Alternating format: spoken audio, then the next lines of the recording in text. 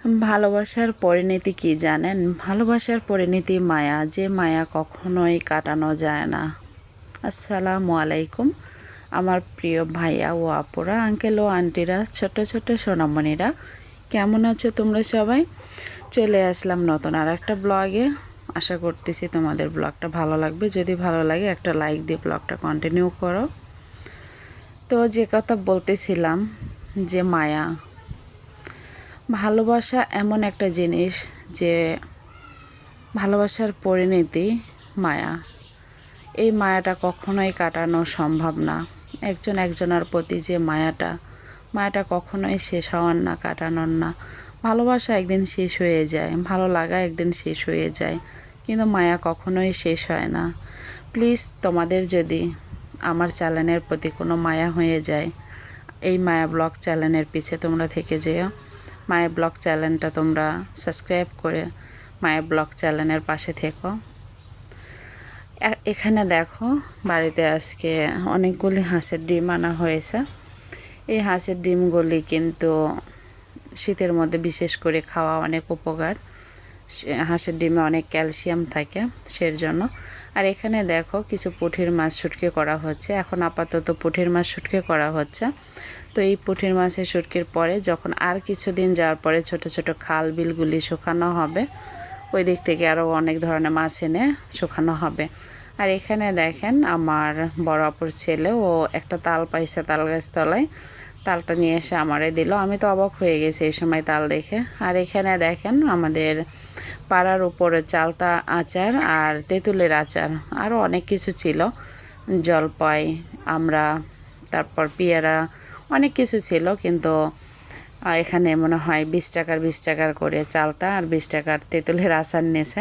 তো আমার বোনের ছেলে আমাকে বলতেছে তেঁতুলের আচারও খাবে, ও আমাকে দেবে না, আমি চালতা যেন খাই, এটা বলে ও হাসতেছিল। তো ওর আম্মু আবার ওখান থেকে একটু নিচ্ছিল, আমি আবার ওখান থেকে একটু নিচ্ছি। দেখেন, একটু বেশি নিচ্ছি। ও আমারে বলতেছে অল্প করে নাও, তোমার তেঁতুল খেতে হবে না, তোমার তেঁতুল খাওয়া হয় না।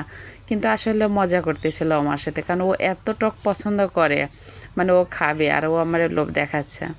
আর এখানে দেখেন, আমাদের নারকেল গাছে নারকেল নাই এই বছরে, কিন্তু গাছটা ঝুড়ে দিতে হবে। তো আমার চাচাকে বললাম, চাচা গাছ ঝুড়তে পারে, যে চাচা একটু নারকেল গাছগুলি ঝুড়ে দেন। তো চাচা গাছগুলি ঝুড়ে দিচ্ছে। ঝুড়ে বলতে সুন্দর করে আগেকার মরা যে ডাগরগুলি সাইজ করে দিচ্ছে।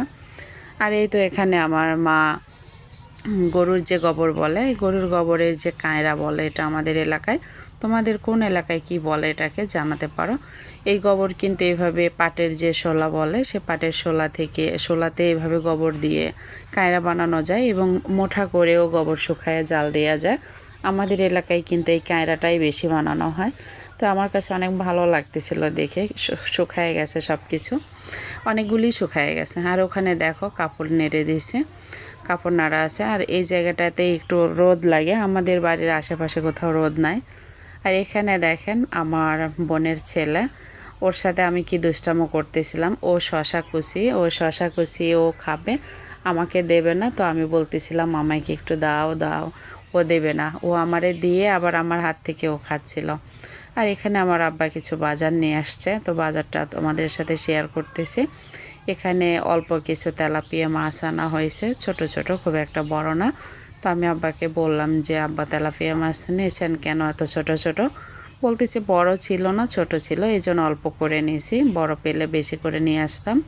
আর এখানে করলা, বেগুন, মূলা, কাঁচা টমেটো, অনেকগুলি সবজি আনা হয়েছে। এখন শীত মৌসুম, এখন কিন্তু সব ধরনের সবজি পাওয়া যায়, দামটা কমে নেয়, তবে পাওয়া যায় সব কিছু। আর আমাদের বাড়িতে সবজিটা একটু বেশি লাগে। আর এই তো ছোটো বোনের ছেলে, ও এখানে বসে বসে যে পোড়া মুরগি, এই পোড়া মুরগিটা আনা হয়েছে, পোড়া মুরগি ওকে দেওয়া হয়েছে, মানে ও পুরোটা খাবে, ও কাউকে দিবে না। তো একটা পার্সেল ওকে দেওয়া হয়েছে, যে তুমি খাও, দেখি খেতে পারো কি না পুরোটা। তো ও পুরোটা নিয়ে একটু একটু করে সেটতেছে, দেখেন কি মজা করে খাবে। ও মুখে দিবে, অনেক আশা করে ও মুখে দিয়েছে, কিন্তু খেতে পারবে না, কারণ ও একটুও ঝাল খায় না, কিন্তু এই মুরগিটাতে কিন্তু অনেক ঝাল দেওয়া ছিল। ও মুখে দিয়ে দেখেন ওর মুখের অবস্থাটা কি করে, ও কিন্তু ঝালে অস্থির হয়ে গেছে। তো বাকি অংশটা কিন্তু তোমাদের সাথে শেয়ার করি নাই। অনেক কান্নাকাটি করছিল, জাস্ট মুখে দেওয়ার পরেই চিল্লায় ওঠার পরে ওরা মুখে পানি দিছিল। তো পানি দিয়ে পানি খেয়ে পরে আবারও তো অনেক চিল্লাচিল্লি এই মুরগি নিয়ে অনেক কাহিনী হয়ে গেছে। ঝাল খেতে পারে না কিন্তু ও মুরগিটা খাবে, এই নিয়ে অনেক হাসাহাসি করলাম, অনেক মজা করলাম।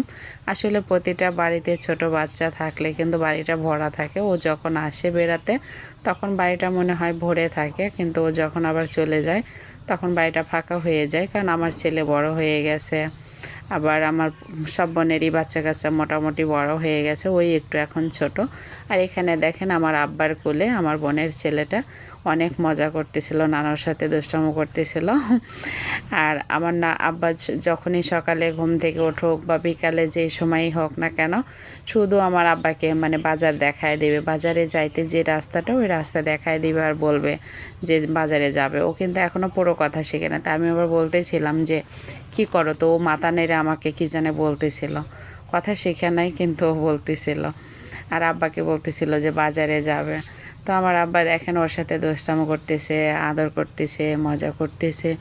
আসলে প্রতিটা নানা নানি কিন্তু তাদের অন্তরের জায়গা থেকে কিন্তু নাতিদেরকে ভালোবাসে, দাদা দাদিরা ভালোবাসে। তবে আমার মনে হয় যে নানা নানির ভালোবাসাটা অনেক গভীর দাদু দাদির থেকে। তারপরে দাদু দাদি নানা নানি সবাই ভালোবাসে। দেখেন আমার আব্বু ওকে নিয়ে বাজারে যাচ্ছে, আর ওটা আমার ফুপু, চাস্তো ফুপু। তো চাস্তো ফুপু ওখানে দাঁড়ায় আছে আর আমার আব্বা ওকে নিয়ে বাজারে যাচ্ছে। আর এখানে দেখেন ওকে দেশি মুরগির যে ডিম সিদ্ধ করে দেয়া হয়েছে, ও খাচ্ছে কিভাবে। এভাবে কি কেউ কখনো ডিম খায়?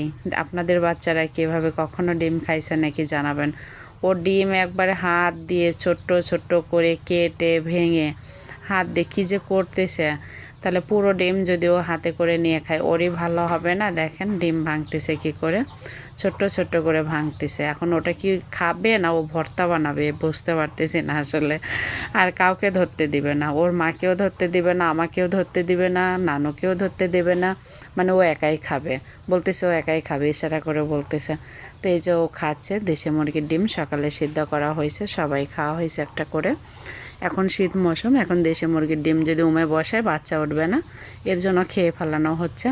আর এই তো বাজার থেকে আসার পরে আমার বড় অপর ছেলের কাঁধে উঠছে, ও হাতে ওর কেক আছে। আব্বা বলতেছিল যে বাজারে নিয়ে যা, অনেক কিছু খাওয়াইছে, খাওয়ানোর পরে আবার একটা কেক হাতে করে নিয়ে আসতেছে। তো আমি কেকটা চাচ্ছিলাম, ও আমাকে কেকটা দেবে না দেখে ও হাতটা কোথায় নিয়ে যাচ্ছে।